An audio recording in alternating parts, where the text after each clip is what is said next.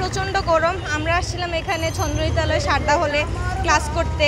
প্রচণ্ড গরম, কারেন্টও ইলেকট্রিসিটিও থাকতেছে না তেমনভাবে, অনেক যন্ত্রণা দিচ্ছে, বারবার চলে যাচ্ছে। আজকে স্কুল কলেজে বন্ধ করে দিলেই আমরা গরম থেকে বাঁচবো সেরকম কিছুই না। আমাদের অন্যান্য ক্লাস থাকে, আমাদের অন্যান্য কোকারিকুলাম অ্যাক্টিভিটিসগুলো থাকে, সেইগুলো আমাদের করতেই হবে। কন্টিনিউ করতে যখন হবে স্কুল কলেজে অবশ্যই যেতে পারবো, তো এটা বন্ধ করার কোনো মানেই হয় না। আমাদের নাচের রিহার্সেল ছিল, আমরাই গরমে আর কি বের হয়েছে আজকে। মেবি না, কারণ আমাদের রেগুলার লাইফে আমাদেরকে এমনিতেই যেতে হবে বাইরে, স্কুল কলেজ না থাকুক। হয়তোবা ধরেন কোনো প্রতিষ্ঠানে আপনি অন্য কোথাও আপনি যাবেন মার্কেটে, এখানে গেলে এই গরম থেকে তো আপনারা বাঁচতে পারবেন না। অফকোর্স গাছ লাগাতে হবে, and the main thing is this, আর কিছুই না। গরম ভাই, অতিরিক্ত গরম ভাই, লেবুর পানি খাইও যান যার অসুবিধা হওয়ার ভাই, জানো অনেক খাবার বোঝা যায়। আর পানি তো সবসময় চল থেকে বার হয়, বাঁচার পর তো ভাই আমি কোনো পথ পাইলাম না ভাই। যদি বৃষ্টি দেয় মাঝে মধ্যে একটু ভালো লাগে। প্রাকৃতিক তো দাদা গাছ টাছ লাগানি আর কি, গাছ তো কেউই লাগান না, গাছ ওরা খাটের মানছে। যে আমি অফিসে চাকরি করে মাইডিলসিতে এসির ভিতরে থাকি, এসির থেকে যখন বাসার যাই মানে কিতাব বাসায় প্রকাশ করার মতো না, মাথা সাথা নষ্ট হয়ে গিয়ে মনে হয় যে ইউরোপ, এসির ভিতরে ইউরোপ আর এসির বাইরে মিডল ইস্ট, মানে দিন রাত ডিফারেন্স, মানে আগুনের শরীর ফুরি যায় সেটা করে। রমজানের পর থেকে গরম শুরু হয়েছে, এখন তো গরম চলে আল্লাহর কমিতে। মানে অন্য ডিস্ট্রিক্টে তো হইতে পারে না, আমরা ডিস্ট্রিক্টে তো এটা আছে আর কি, মানে গরম ভালো তো গরম লাগে। ফ্যান কিনলেই বা ফ্যান বাসায় লাগাইলেই কি আমরা গরম থেকে বাঁচতে পারবো না?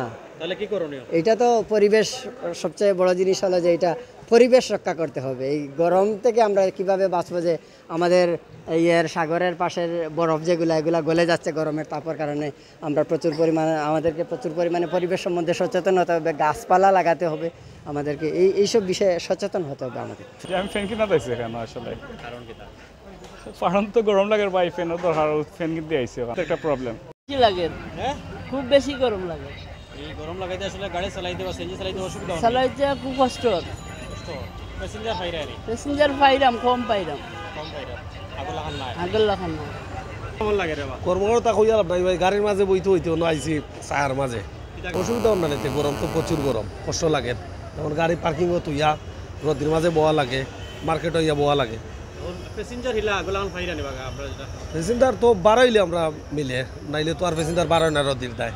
গরমে তো প্যাসেঞ্জারও অশান্তি, আমরা যেরকম জানো জ্বালা তাই করে প্যাসেঞ্জারও জানো জ্বালা তাই, বুঝতে পারছেন?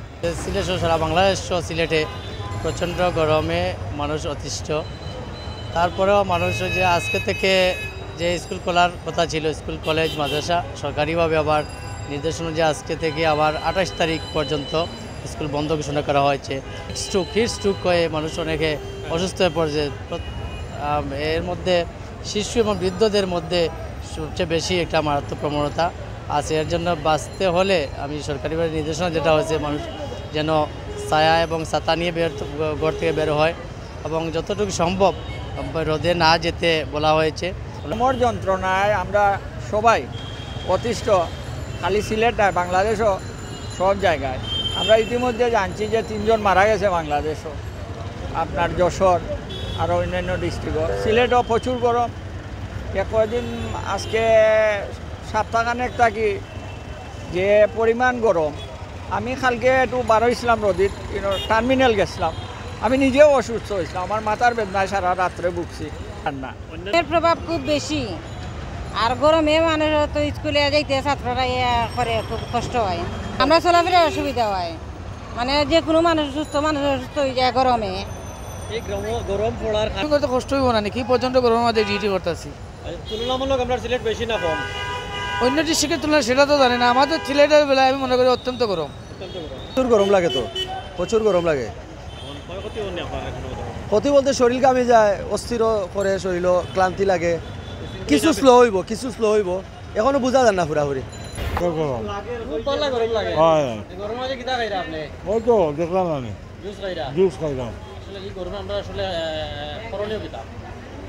করণীয় রব্বুল আলামিনের দেখা দোয়া করা, এছাড়া তার কোনো উপায় নাই। সেজন্য কর্মের সময় আমরা সেল একটু বেশি থাকে। এবার আবার মালের ক্রাইসিস নাই, গত বছর জেলা শর্ট ছিল, এবার আবার অ্যাভেলেবেল মাল আছে, রেটও মোটামুটি সহনশীল রেট আছে, এখনও অতিরিক্ত কোনো রেট এখনও এইরকম যে হয়েছে না আমরা সিলেট, অন্যান্য তুলনায় ছাপটা অনেক কম আর কি। আমরা সিলেট বাড়বো যে সিজন এই তো ঠিক আছে ইনশাল্লাহ সবার।